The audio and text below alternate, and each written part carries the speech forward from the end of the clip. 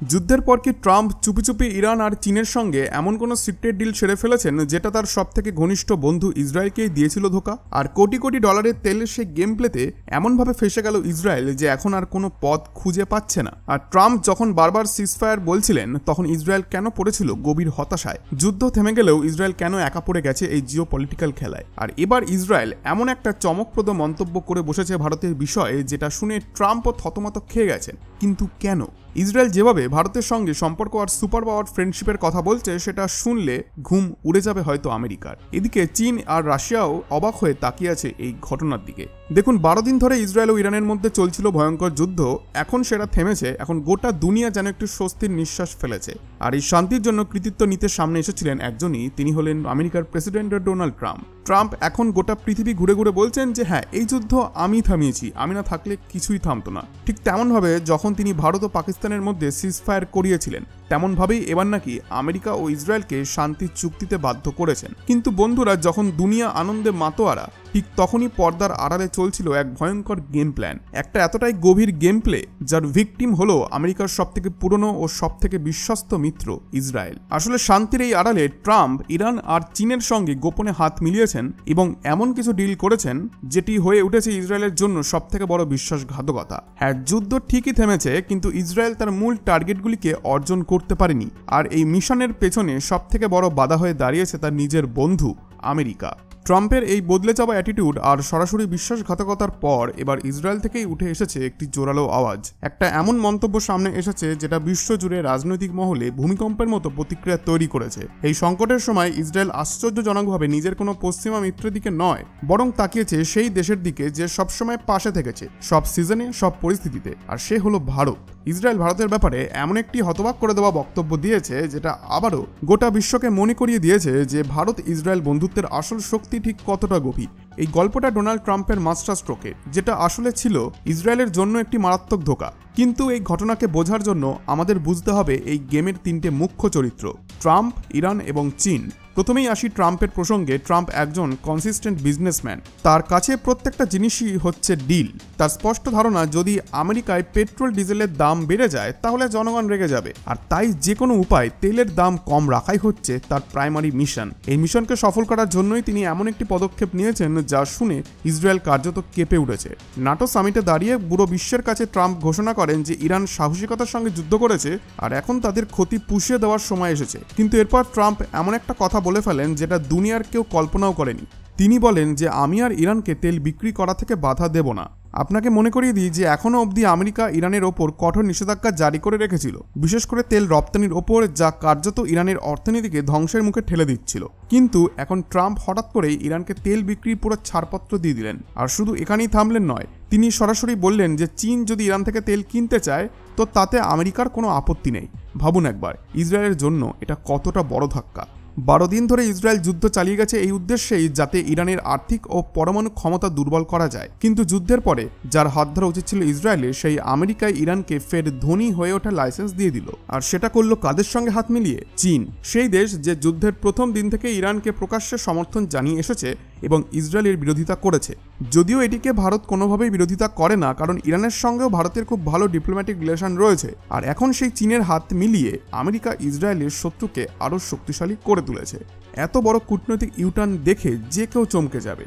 পর্দার আড়ালে নিশ্চয়ই ট্রাম্প আর চীনের মধ্যে বড় কোনো সিক্রেট ডিল হয়ে গেছে। আর ট্রাম্প পেয়ে গেছেন সস্তা তেলের নিশ্চয়তা, আর চীন পেয়েছে ইরানের মাটিতে নিজের প্রভাব বাড়ানোর সুবর্ণ সুযোগ। এই গোটা লুকানো ডিলে যদি কেউ হারলো তা একমাত্র ইসরায়েল। যুদ্ধের সমস্ত ক্রেডিট নিয়ে নিলেন ট্রাম্প। বিজয় উৎসবে হলো ইরানের রাস্তায়, আর ইসরায়েল দাঁড়িয়ে রইল একা। এখন এই আবহেই যখন ইসরায়েল বুঝে ফেললো তার সবথেকে কাছের মিত্র এখন তার পাশে নেই, তখন সে চোখ ফেরালো একমাত্র সত্যিকারের বন্ধুর দিকে, আর সেই বন্ধু হলো ভারত। সেই সময় ইসরায়েলের বিরোধী দলীয় সংসদ শেলি মিরন একটি চমকে দেওয়ার মতো মন্তব্য করেন ভারতের প্রসঙ্গে, যেটা প্রত্যেক ভারতীয়দের শুনে গর্ব হওয়া উচিত।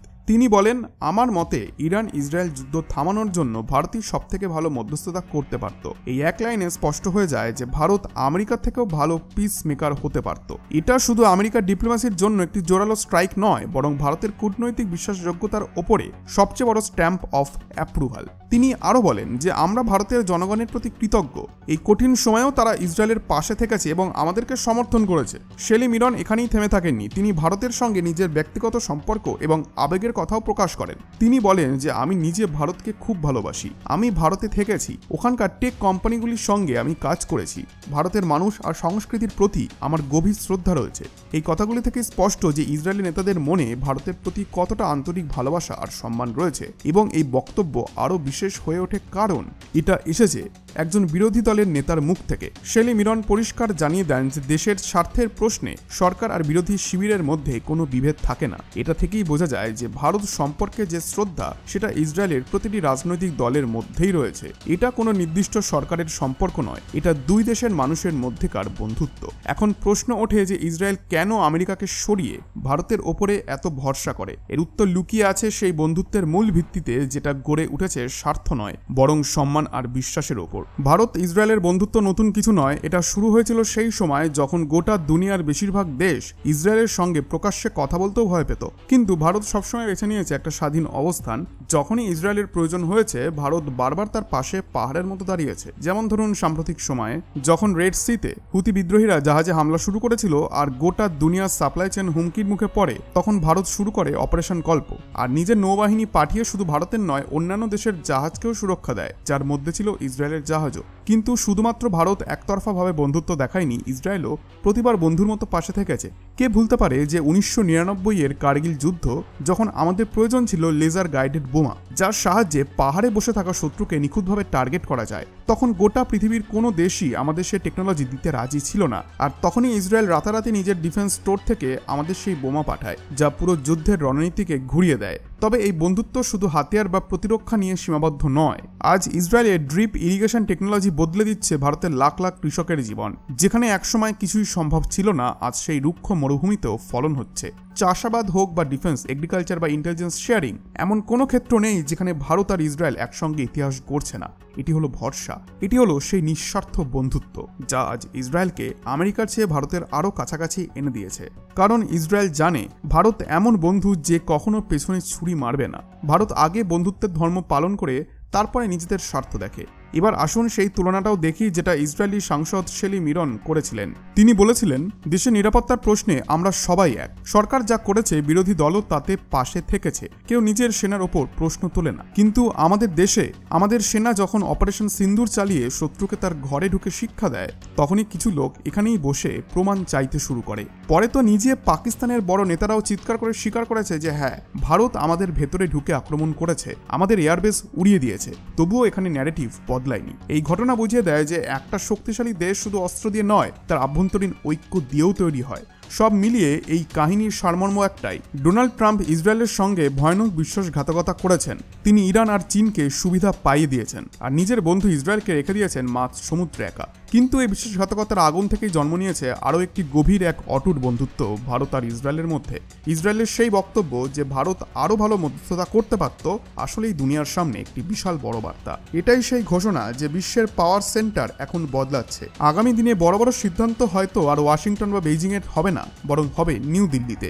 তাহলে কি সত্যি আমরা একটি নতুন যুগে প্রবেশ করছি, যেখানে পুরনো বন্ধুত্বের প্রতিশ্রুতি আজ ফাঁপা প্রমাণিত হচ্ছে আর ভারতীয় হয়ে উঠছে বিশ্ব মিত্রের আসল সংজ্ঞা? বন্ধুরা, এই বিষয়ে আপনাদের কি মনে হয়? আপনাদের মতামত অবশ্যই জানান কমেন্ট বক্সে। আর বন্ধুরা, যদি ভিডিওটি ভালো লেগে থাকে তাহলে ভিডিওটিতে একটি লাইক করে চ্যানেলটিকে এখনই সাবস্ক্রাইব করে দিন। ধন্যবাদ।